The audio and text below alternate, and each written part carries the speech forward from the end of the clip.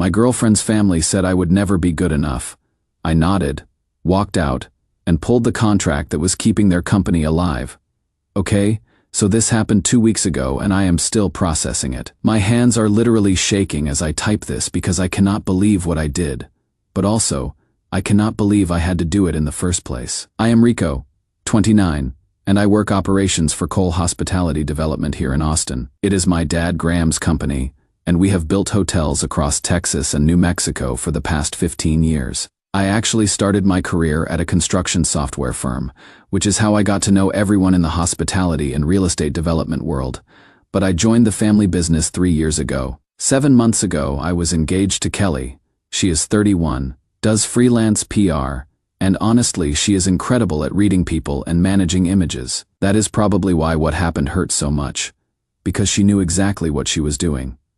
Kelly's parents are Randall and Bethany Hale. Randall owns Hale Millworks and Design, which does architectural millwork for hotels and corporate buildings. Beautiful work, but they had been struggling with cash flow for over a year. Bethany is one of those women who runs every charity board in town and makes sure everyone knows about it. Here is where I made what might have been the biggest mistake of my life, or maybe the smartest thing I ever did. When Cole Development was renovating this hotel in San Antonio, I advocated hard for Hale Millworks to get the lobby and executive lounge package. We are talking $1.2 million in millwork. I pushed for them because I genuinely believed in Randall's craftsmanship, and yes, because I was marrying his daughter. The contract had all the standard protections built in: quality control gates, progress payments, and something called termination for convenience with an $85,000 kill fee. Basically, if Cole Development decided to end the contract for any reason that wasn't Hale's fault, we would pay them $85,000 and walk away. It is industry standard, but most people never think it will actually get triggered. The deposits and early payments let Hale hire back crews they had laid off and reopen credit lines with suppliers. Within a month, Randall was walking taller, and Bethany started making comments about upgrading our wedding to something that would reflect our family's standing better. Kelly and I had already agreed on a budget, but her parents kept pushing for more expensive venues, more elaborate flowers, a bigger guest list. Fast forward to last Thursday night. We are at this rehearsal wine tasting at a hill country winery, and everything seemed fine. The wedding was supposed to be in 6 days. 6 days, we are tasting wines, talking about seating charts, normal pre-wedding stuff. Then Bethany makes this announcement. She says they have found a better venue, this estate that costs 3 times what we had budgeted, and we need to switch because it would reflect our family's standing appropriately. I said very calmly that we had already committed to our budget and our venue, and I wasn't comfortable with the change.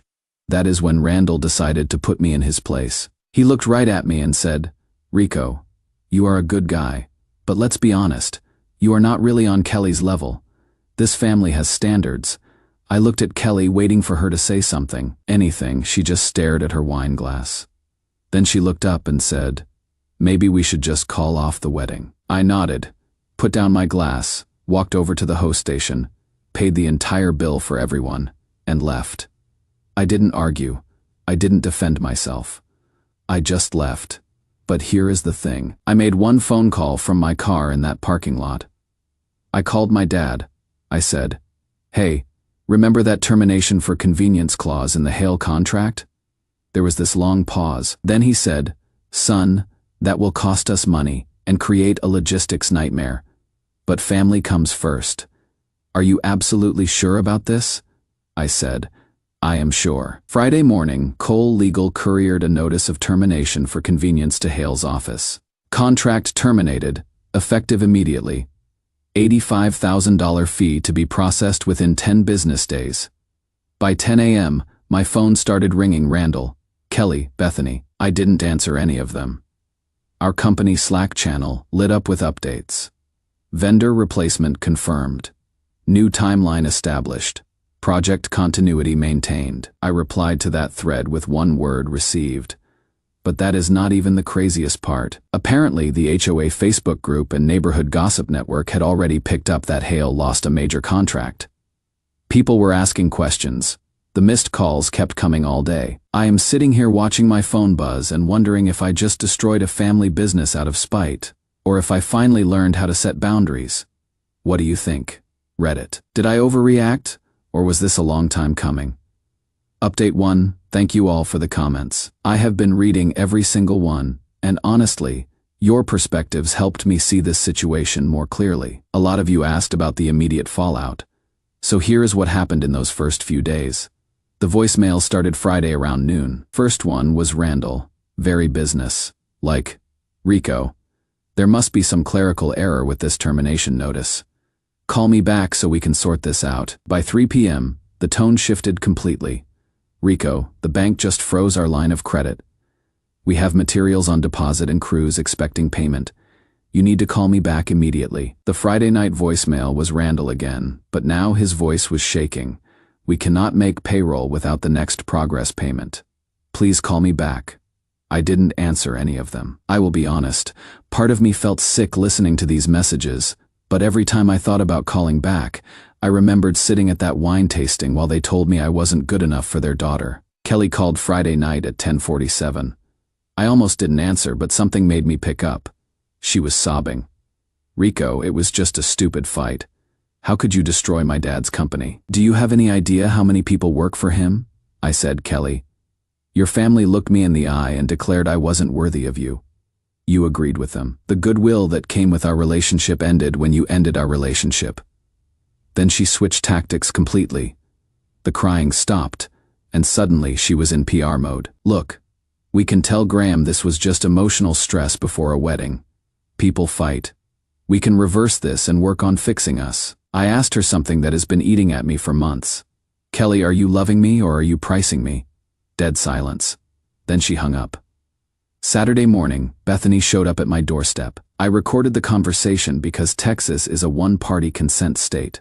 And honestly, I was starting to realize I might need to protect myself legally. She went full guilt trip, talked about the workers who wouldn't be able to pay for Christmas presents for their kids. How devastated Kelly was. How I was destroying a family business over a misunderstanding. Then she dropped this bomb. Kelly is keeping the engagement ring. After what you have put this family through, consider it compensation for emotional damages. I didn't argue with her. I just listened and kept recording. Here is where things get interesting, and this is the part I definitely didn't see coming. Monday morning, Cole Legal called me with an update. When they were processing the contract termination, they found something weird in the paperwork. Change order. Number 4 had a request for a $120,000 advance payment, supposedly signed by my dad Graham. But the digital signature looked wrong. The audit trail showed some inconsistencies. Cole Legal sent a notice of potential fraud to Hale's Bank and their primary suppliers. They didn't file criminal charges, but it was enough to make everyone nervous about extending credit. By Wednesday, I got an email that really surprised me. It was from Tom, who is the shop foreman at Hale Millworks. Tom's 45, been doing this work for 20 years, and he is the kind of craftsman who takes real pride in what he builds. His email said, Rico, I just quit. Randall told me to downgrade the wood grade for the next material shipment to save money. It will not meet fire rating specs for public spaces, and it definitely will not meet the quality standards in your contract. I cannot put my name on substandard work. Thanks for believing in us when you advocated for this job. Sorry it ended like this. I stared at that email for a long time. This wasn't just about a broken engagement anymore. This was about a man who had been doing honest work for decades having to choose between his integrity and his paycheck. I forwarded Tom's email to Cole Legal and copied our owner's representative on the San Antonio project. I didn't post anything on social media. I didn't tell anyone except my dad, but I knew this information needed to be documented. The missed calls from Kelly's family stopped after Wednesday. I think they finally realized I wasn't going to answer. Reddit. I am starting to think this goes way deeper than just wedding drama. What would you do with that information from Tom? Update 2. Holy shit, you guys. I mean, excuse my language, but I honestly did not expect things to escalate like this. Your comments on the last update really helped me understand that I was dealing with something bigger than just hurt feelings.